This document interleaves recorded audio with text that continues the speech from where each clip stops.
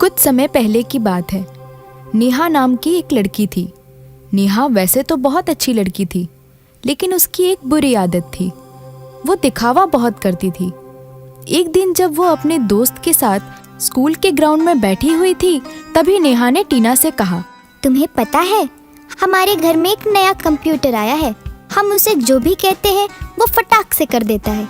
और पता है, इन छुट्टियों में मेरे पापा नई महंगी कार भी लेने वाले हैं। टीना नेहा से कहती है, नेहा, तुम बहुत लकी लड़की हो। नेहा सच में एक लकी लड़की थी, क्योंकि वो बहुत अमीर घर से थी। लेकिन एक चीज ऐसी थी जो उसके पास भी नहीं थी, जिसकी वजह से वो उदास रहा करती थी। एक दिन जब उसका बर्थडे था, तब वो अपने कमरे में उदास बैठी थी। मेरे मम्मी पापा कितने अमीर हैं, पर इतनी अमीरी का क्या फायदा।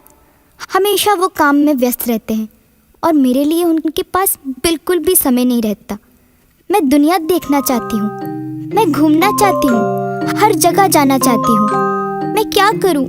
मेरा मन बहुत उदास है। वो दिन नेहा के लिए बहुत ही खास था।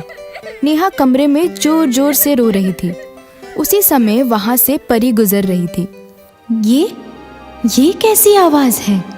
जरूर कोई बच्चा उदास है और मेरे होते हुए कोई बच्चा दुखी हो। ये कैसे हो सकता है? मुझे जाकर देखना चाहिए। हेलो नेहा। कौन हो तुम? और मेरा नाम कैसे जानती हो? मैं बच्चों की परी हूँ। मैं हर बच्चे का नाम जानती हूँ और मैं हमेशा घूम घूम के पता लगाती हूँ कहीं कोई बच्चा दुखी तो नहीं है। और अगर वो बच्चे अच्छे होते हैं तो वो जो भी चाहते हैं वो मैं उन्हें दे देती हूँ। आज मैंने तुम्हें अपने आप से शिकायत करते हुए सुना। सच में? मैंने सुना कि तुम पूरी दुनिया घूमकर देखना चाहती हो। ओह हाँ, मैं तुम्हारी इच्छा पूरी कर सकती हूँ। वाओ, इसमें कितना मजा आएगा। परी नेहा को एक जादुई बॉक्स देती है। ये क्या है? ये तुम्हारा जादुई तोहफा है। इसे संभाल के रखना। यही तुम्हारी दुनिया घूमने में मदद करेगा और तुम्हारी इच्छा पूरी करेगा। सच में?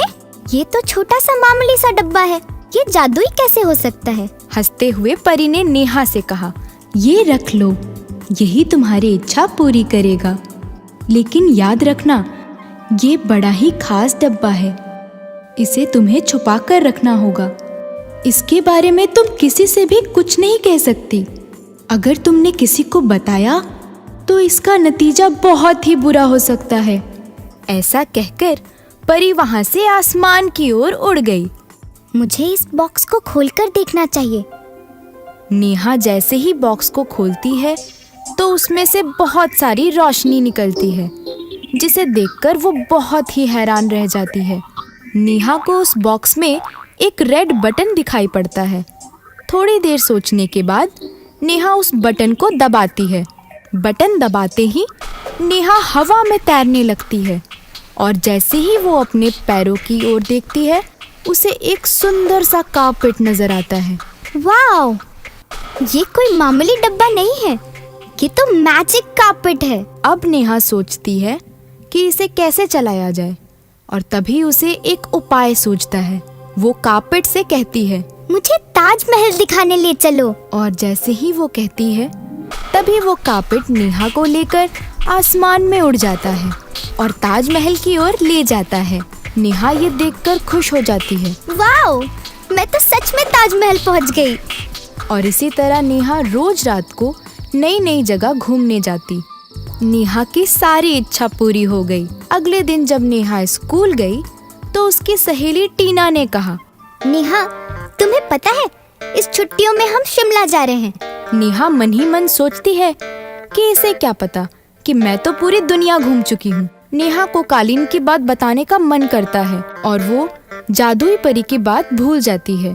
तुम्हें पता है, मेरे पास एक जादुई कालीन है जिससे मैं पूरी दुनिया घूम चुकी हूँ। ये सुनकर नेहा की सहेली हंसने लगती है। चलो, मैं तुम्हें दिखाती हूँ। वो दोनों मिनी क्लासरूम में जाते हैं और नेहा पेंसिल बॉक्स का बटन दबाती है, पर इस बार बॉक्स कालीन में नहीं बदलता। उसके बाद उसकी सहेली फिर से हंसने लगती है। नेहा घर वापस जाती है और पेंसिल बॉक्स देखकर रोने लगती है। तब जादुई परी आती है और कहती है, तुम्हें मैंने कहा था कि ये बात किसी को मत बताना। नेहा जोर जोर से रोने लगती है और कहती है, मुझे माफ कर दो परी। तुमने अब पूरी दुनिया देख ली है और एक सबक भी सीख लिया है, इसलिए अब तुम्हें इसकी कोई जरूरत नहीं है। नेहा कहती है, हाँ जादुई परी, आप सही बोल रही हैं। और थोड़ी देर सोचने के बाद कहती है कि आप ये जादुई कालीन किसी जरूरतमंद बच्चे को दे दीजिए। इस कहानी से हमें ये शिक्षा मिलती है कि हमें कभी भी अपनी शक्तियों का गलत प्रयोग नहीं करनी